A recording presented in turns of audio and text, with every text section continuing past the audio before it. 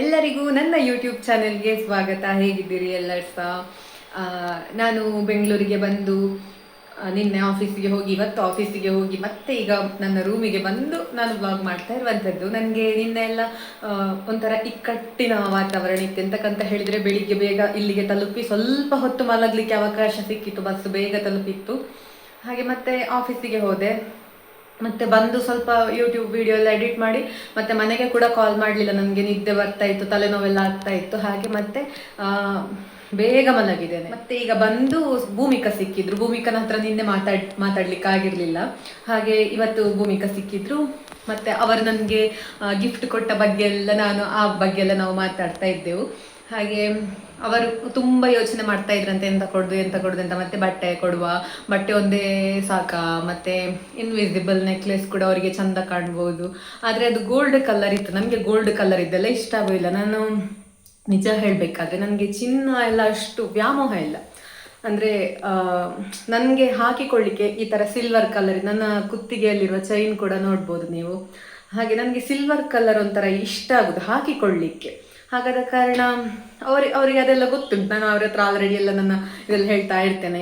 ಹಾಗೆ ಅವರಿಗೆ gold colour ಇಷ್ಟ ಆಗ್ಬೋದಾ ಅಂತ. ಆದರೆ ಫಂಕ್ಷನ್ ಎಲ್ಲ ಬಂದಾಗ ಹಾಕಿಕೊಳ್ತೇನೆ, ಆ ಥರ ಇಷ್ಟವೇ ಇಲ್ಲ, ಹಾಕುವುದೇ ಇಲ್ಲ ಅಂತೆಲ್ಲ ಎಂತ ಇಲ್ಲ.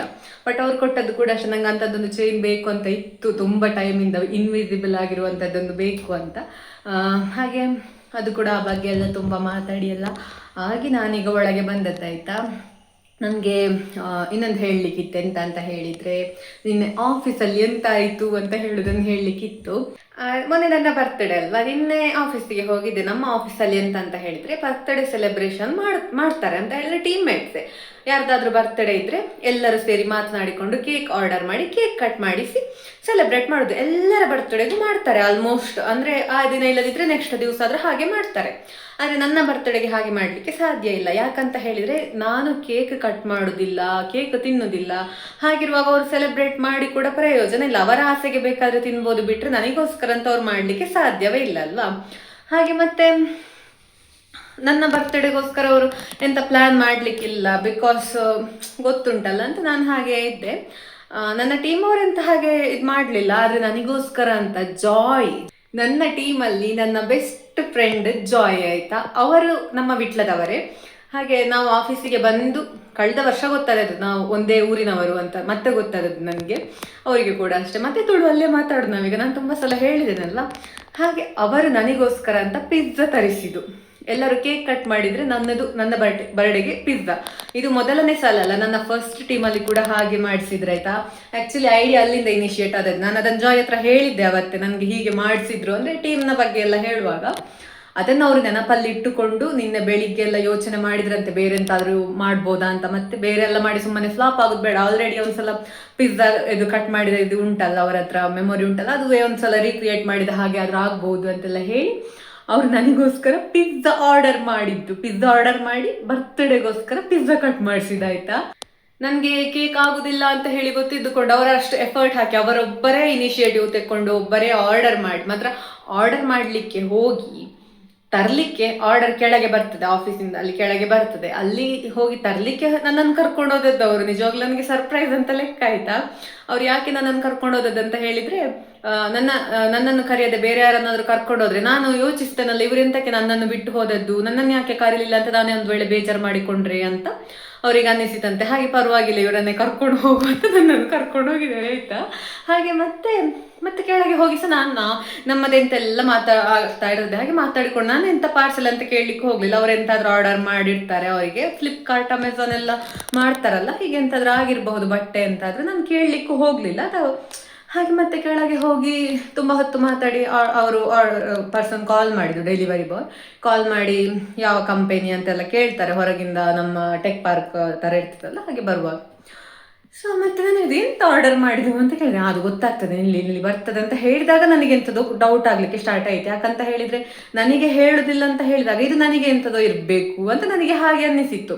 ಎಂಥದ್ದು ಒಂದು ಗೊತ್ತಾಗ್ತದಲ್ಲ ಅದು ಮತ್ತೆ ನಾನು ಕೇಳಲಿಕ್ಕೆ ಹೋಗಲಿಲ್ಲ. ಯಾಕಂತ ಹೇಳಿದರೆ ಅವರಿಗೆ ಹೇಳಲಿಕ್ಕೆ ಅಂದರೆ ಅವರು ಅದನ್ನು ಹೇಳಬಾರ್ದು, ನಾನು ಸೀಕ್ರೆಟಾಗಿ ಇಟ್ಕೊಳ್ಬೇಕಂತ ಆದ ನಂತರ ನಾನು ಅದನ್ನು ಮತ್ತೆ ಮತ್ತೆ ಕೇಳಿ ಅವರ ಒಂದು ಇದನ್ನು ಹಾಳು ಮಾಡಲಿಕ್ಕೆ ಬಯಸುವುದಿಲ್ಲಲ್ಲ, ಹಾಗೆ ಬೇಡ ಅಂತ. ಮತ್ತೆ ಬರುವಾಗ ಫುಡ್ ಪಾರ್ಸೆಲ್ ಬಾಕ್ಸ್ ಬಂತ. ಆಗ ನನಗೆ ಗೊತ್ತಾಯ್ತು ಇವ್ರು ಎಂಥದ್ದು ನನಗೆ ಸೆಲೆಬ್ರೇಟ್ ಮಾಡಲಿಕ್ಕೋಸ್ಕರನೇ ತರಿಸಿದರೆ ಕೇಕ್. ಮತ್ತೆ ಅವರೇ ಹೇಳಿದರು ಪಿಜ್ಜಾ ಅಂತೆಲ್ಲ. ಮತ್ತೆ ಹೋಗಿ ಟೀಮ್ ಅವರನ್ನೆಲ್ಲ ಕರೆದು ಪಿಜ್ಜಾಕ್ಕೆಲ್ಲ ಒಣಗ್ಯಾನೋ ಮತ್ತು ಚಿಲ್ಲಿ ಫ್ಲೇಕ್ಸ್ ಎಲ್ಲ ಹಾಕಿ ಎಲ್ಲರಿಗೆ ಕೊಟ್ಟೆ. ನನ್ನ ಟೀಯಲ್ಲಿ ಇದ್ರು ಮ್ಯಾನೇಜರ್ ಕೂಡ ಬಂದಿದ್ರು.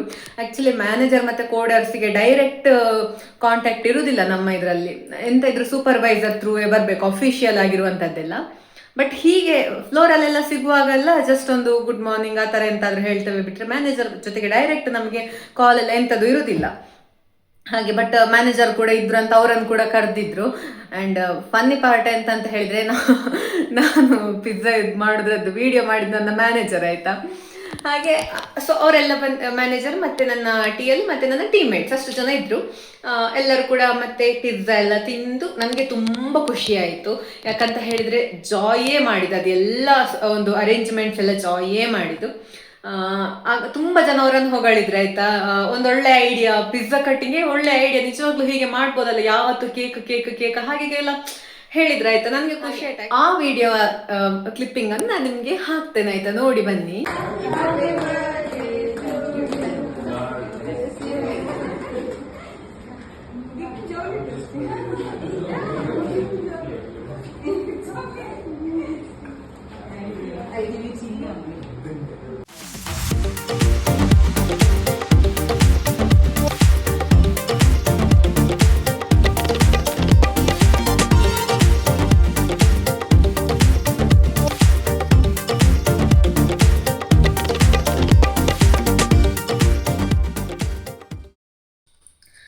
ಹಾಗೆ ನನ್ನ ಬರ್ತ್ಡೇ ಸೆಲೆಬ್ರೇಷನ್ ಒಂಥರ ಸ್ಪೆಷಲ್ ಆಗಿ ಆಯಿತು ಈ ವರ್ಷ. ನಾನು ಆಫೀಸಿಗೆ ಸೇರಿದ ಫಸ್ಟ್ ವರ್ಷ ಇದೇ ರೀತಿ ಸೆಲೆಬ್ರೇಟ್ ಆಗಿತ್ತು. ಆಗ ನನ್ನ ಟೀಮ್ ಅವರೆಲ್ಲ ತುಂಬ ಒಳ್ಳೆ ಟೀಮ್ಮೇಟ್ಸ್ ಸಿಕ್ಕಿದ್ರಾಯ್ತು ನನಗೆ. ಅವರೆಲ್ಲರೂ ಕೂಡ ಸೇರಿ ಇನಿಷಿಯೇಟ್ ತೆಕ್ಕೊಂಡು ಅವಳಿಗೋಸ್ಕರ ಎಂತಾದರೂ ಮಾಡುವ, ಅವಳು ತಿನ್ನೋದಿಲ್ಲಲ್ಲ ಅಂತ. ಅವ್ರು ಸುಮ್ಮನೆ ಬಿಟ್ಟು ಬಿಡ್ಬೋದಿತ್ತು, ಅವಳು ತಿನ್ನೋದಿಲ್ಲ ಅವಳಿಗೆ ಎಂತಕ್ಕೆ ಸುಮ್ಮನೆ ಅಂತ. ಬಟ್ ಅವರು ಹಾಗೆ ಮಾಡಲಿಲ್ಲ. ಫಸ್ಟ್ ಟೀಮಲ್ಲಿ ಎಲ್ಲರೂ ಕೂಡ ಸೇರಿ ಯೋಚನೆ ಮಾಡಿ ಪಿಜ್ಜಾ ತರಿಸಿದ್ದು. ಹಾಗೆ ಈ ಸಲ ಜಾಯ್ ಕೂಡ ಅಷ್ಟೇ, ಅವರು ಎಲ್ಲರದ್ದು ಮಾಡಿಸ್ತಾರೆ ಪಾಪ, ಇವರಿಗೆ ಬೇಜಾರಾದರೆ ಹಾಗೆಲ್ಲ ಯೋಚನೆ ಮಾಡಿ ಇದೆಲ್ಲ ತರಿಸಿದಾಯ್ತಾ. ಹಾಗೆ ಅದೆಲ್ಲ ನೋಡಿದ್ರೆ ಅಲ್ಲ, ಅದೆಲ್ಲ ನನ್ನ ಆಫೀಸ್ನ ನನ್ನ ಟೀಮ್ಮೇಟ್ಸ್. ಮತ್ತು ಈಗ ನಾನು ಜೋಳ ತಿನ್ನಲಿಕ್ಕೆ ಹೊರಟದ್ದು. ಇದು ತರಕಾರಿ ಎಲ್ಲ ತರಿಸುವಾಗ ನಮಗೆ ಜೋಳ ಕಂಡಿತ್ತು, ಹಾಗೆ ಜೋಳ ಕೂಡ ತರಿಸುವ ಮತ್ತು ಬೇಯಿಸಿ ತಿನ್ಬೋದು. ಇಲ್ಲಿ ನನಗೆ ನಿಜವಾಗ್ಲೂ ಸುಟ್ಟು ಹಾಕಿ ತಿನ್ನಲಿಕ್ಕೆ ತುಂಬ ಇಷ್ಟ.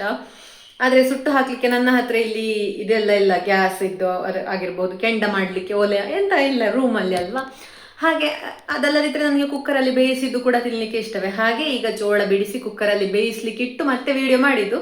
ಹಾಗೆ ಈಗ ಚಂದ ಬೆಂದಿದೆ, ಸ್ವಲ್ಪ ಉಪ್ಪು ಹಾಕಿದಷ್ಟೇ, ಮತ್ತೆ ಖಾರ ಎಲ್ಲ ಎಂತ ಹಾಕಲಿಲ್ಲ. ಹಾಗೆ ಉಪ್ಪು ಹಾಕಿ ತಿನ್ನಲಿಕ್ಕೆ ಇಷ್ಟ ಆಗ್ತದೆ. ಹೇಗೋ ಆಫೀಸಿಂದ ಬಂದೆಂತಾದರೂ ತಿನ್ನುವ ಅಂತ ಹಸಿವೆಲ್ಲ ಒಂದೊಂದ್ಸಲ ಆಗ್ತದಲ್ಲ, ಹಾಗೆ ಇವತ್ತು ಜೋಳ ತಿನ್ನುವ ಅಂತ ಅಂದ್ಕೊಂಡದ್ದು.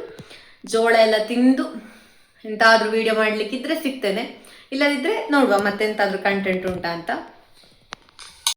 ಇದು ನನ್ನ ಮರುದಿವಸದ ವಿಡಿಯೋ. ನಾನು ಎಲ್ಲಿಗೆ ಹೋಗ್ತಾ ಇರೋದಂತ ಹೇಳಿದರೆ, ಆಫೀಸ್ ಹತ್ರ ಜ್ಯೋತಿ ಸಿಗ್ತೇನೆ ಅಂತ ಹೇಳಿದ್ಲು. ಹಾಗೆ ಹೊರಗೆ ಹೋಗಿ ಮೀಟಾಗಿ ಹೊರಗೆ ಎಂತಾದರೂ ತಿಂದು ಬರುವ ಅಂತ ಹೋಗ್ತಾ ಇರುವಂಥದ್ದು ನಾನು. ನೋಡಿ ಇಲ್ಲಿ ಜ್ಯೋತಿ,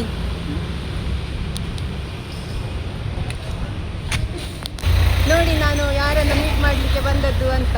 ಪಾಪದ ಹುಡುಗಿ. ಹೌದು, ಪಾಪದ ಹುಡುಗಿ ಆಯಿತಾ.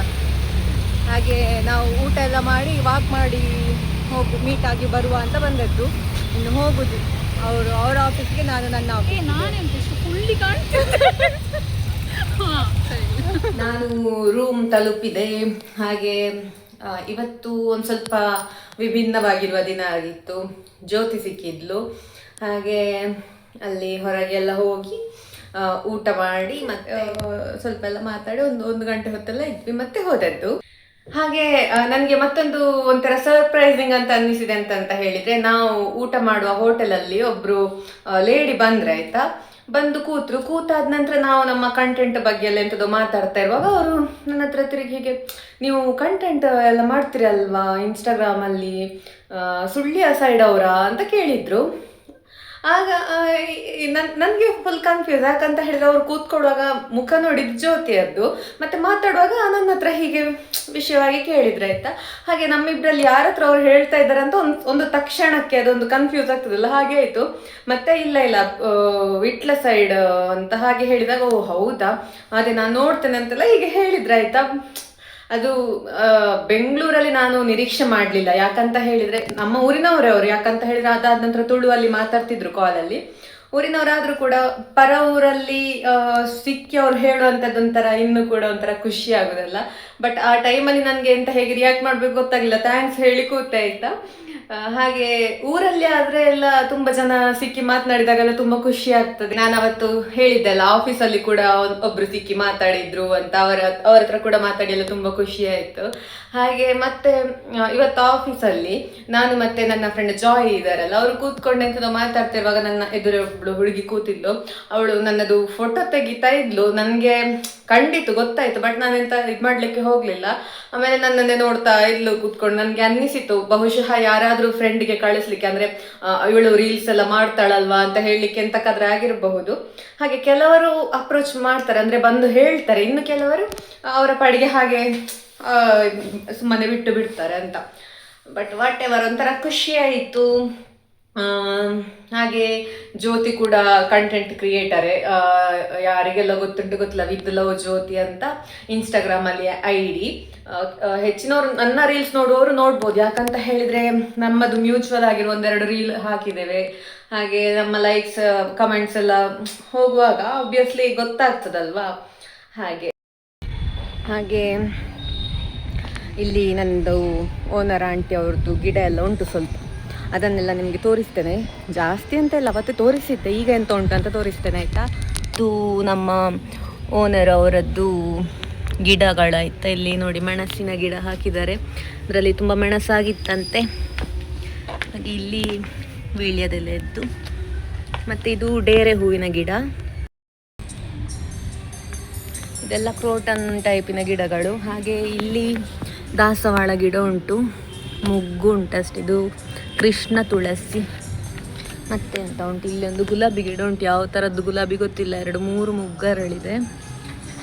ಮತ್ತೆಂತ, ಇದೊಂದು ಕ್ರೋಟನ್. ಮತ್ತು ಇಲ್ಲಿ ನೀಲಿ ಶಂಖಪುಷ್ಪ,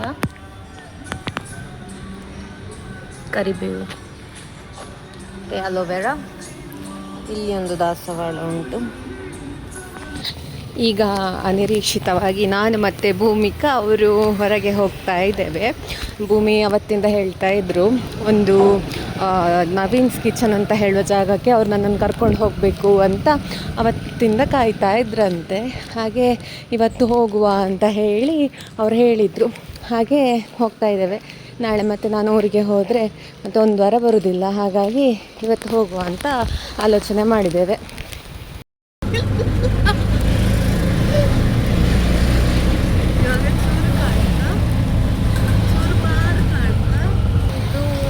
ಇಲ್ಲಿದ್ದು ಸ್ಪೆಷಲ್ ಸೂಪ್ ಅಂತೆ. ಇದು ಬೇಬಿ ಕಾರ್ನ್ ಫ್ರೈಸ್ ಅಂತೆ. ಇದು ಭೂಮಿಕಾ ಅವರು ಆರ್ಡರ್ ಮಾಡಿದ್ದು, ಚೆಂದ ಇರ್ತದೆ ಅಂತ. ನನ್ನದು ಆರ್ಡರ್ ಬರಬೇಕಷ್ಟೇ ಇನ್ನು ಕೂಡ. ನೋಡಿ ಭೂಮಿಕಾ ಅವ್ರದ್ದು ಇದು ನನ್ನ ಆರ್ಡರ್. ಪುದೀನ ಗೋಬಿ, ಡ್ರೈ ಗೋಬಿ ಅಂತ ಇಲ್ಲಿದ್ದು ಸ್ಪೆಷಲ್ ಅಂತೆ. ಹಾಗೆ ಬೋರ್ಡ್ ಹಾಕಿದ್ರು, ಅದಕ್ಕೋಸ್ಕರ ನಾನು ಇದನ್ನು ಆರ್ಡರ್ ಮಾಡಿದ್ದು. ನೋಡುವ ಹೇಗೆ ರುಚಿ ಉಂಟು ಅಂತ ನಾನು ನಿಮಗೆ ಹೇಳ್ತೇನೆ.